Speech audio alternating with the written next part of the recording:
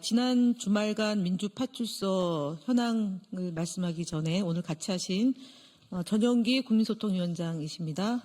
그리고 양문석 허위조작정보 감시단 단장님이십니다.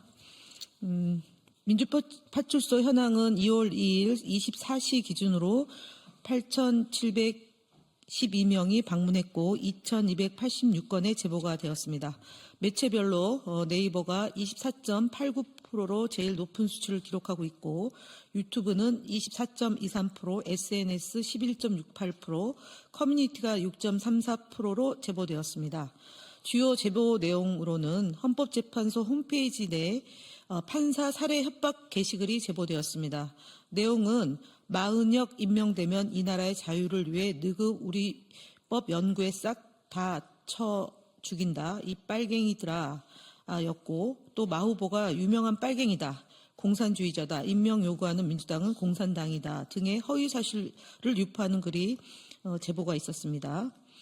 국민소통위원회는 마은혁 재판관 후보에 대한 협박 게시글의 심각성에 깊은 우려를 표합니다. 최근 민주파출소에는 민주당뿐만 아니라 국민의힘 지도부를 대상으로 한 살해 협박 게시글까지 제보되고 있습니다.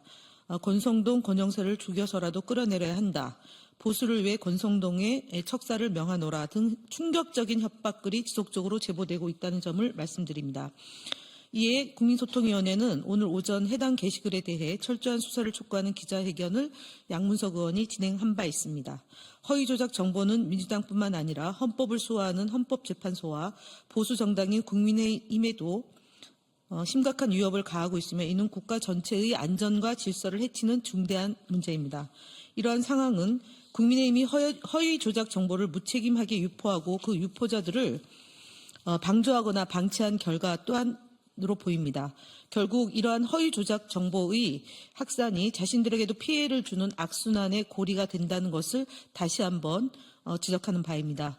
국민소통위원회는 이러한 행위를 강력히 규탄하고 국민의힘이 더 이상 허위 조작 정보를 방조하거나 조장하는 행위를 중단해 줄 것을 촉구합니다. 그럼에도 불구하고 국민소통위원회는 사람의 생명보다 중요한 것은 없다는 원칙 아래 권성동, 권영세 대표에 대한 살해, 테러 예고에 대한 철저한 수사를 강력히 요구합니다. 정치적 입장을 떠나 모든 생명은 존중받아야 합니다. 이러한 협박 행위는 용서할 수 없음을 다시 한번 강조드립니다.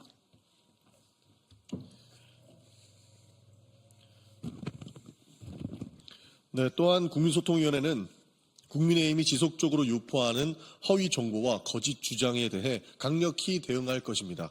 어제 국민의힘 권성동 원내대표가 기자회견에서 밝힌 주장은 사실과 다릅니다. 민주당은 민생 예산을 삭감한 것이 아니라 정부가 용처가 불분명한 예비비와 특수활동비를 조정한 것입니다. 오히려 윤석열 정부가 임대주택 지원, 고교 무상교육, 에너지 취약계층 지원, 지역 확폐 예산 등 서민을 위한 핵심 예산을 대폭 삭감했습니다. 국민을 위한 예산을 지키려면 근거 없는 비난을 멈추고 정부의 예산 운영이 진정으로 민생을 위한 것이었는지부터 되돌아봐야 할 것입니다.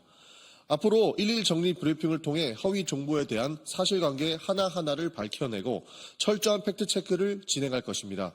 허위 정보의 칼날이 결국 본인들에게 돌아온다는 사실을 국민의힘은 결코 잊지 말아야 할 것입니다. 국민소통위원회는 앞으로도 진실을 수호하고 국민의 알 권리를 지키기 위해 최선을 다할 것입니다. 허위 정보와 협박이 아닌 투명하고 책임 있는 정치 문화를 만들어가는 데에 모든 노력을 아끼지 않겠습니다. 네, 이상...